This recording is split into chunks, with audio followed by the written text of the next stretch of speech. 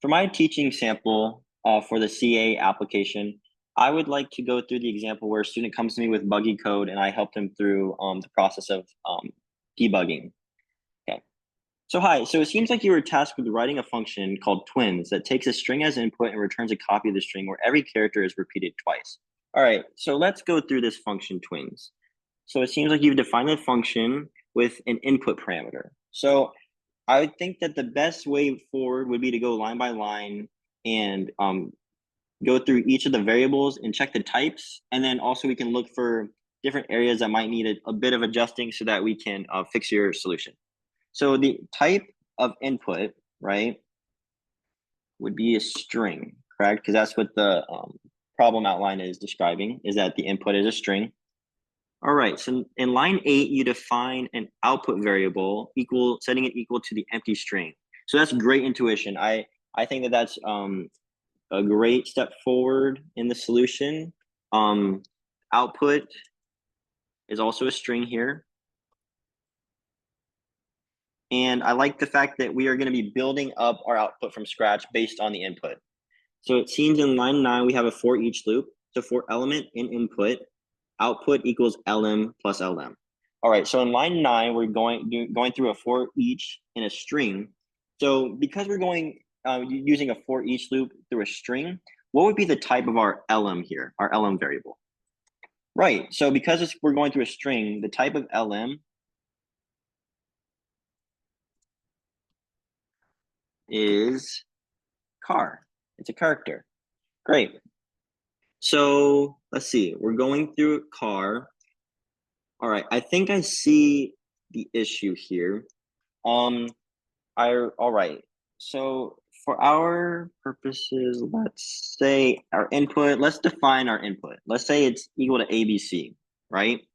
So we're going to be looping through this input string, and we are going to be concatenating lm plus lm, and then setting it equal to output. So great. I like the fact that we're concatenating here. That's great intuition. However, I think that there might be an issue with how we're doing the concatenation. So if we see what our output is actually going to be when we're doing this, our first iteration through input will be a plus a. So it's AA, correct? So that's on the right track. We want it to be AA, BB, CC.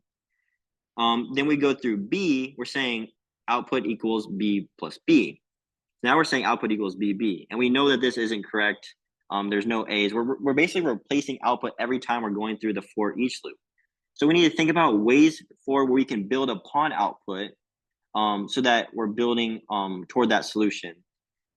So what is a way that we could add output to this concatenation so that we're building upon it and using input to do so? All right, that's definitely one way forward. Let's see how this works though. So we have output equals lm plus output. All right, so let's start with A.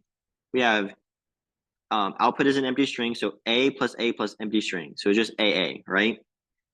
And then on our second iteration, we have B plus output, which is now AA. So now we just get BBAA, and that's not correct. We're kind of reversing what we're trying to do. Oh, yep, that's right. So we want to move output over here in our solution. So now let's try this one more time. We have output, which is empty string, A plus A, great. Then we have output, which is AA, plus B, great. Now we have output, which is AABB, plus C. Awesome. So we've reached the correct output value. The last error that I'm noticing is in line 13. What we actually want to do is return the output. And the reason is, one, that's what the problem is asking us to return the output string.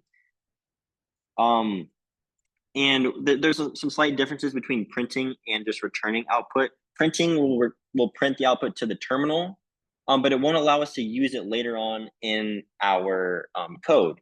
So if we were debugging, we would want to use print most likely. In this case, print would work, but we're trying to return so that we can potentially use it later in our code. And so that's why we're using return output here.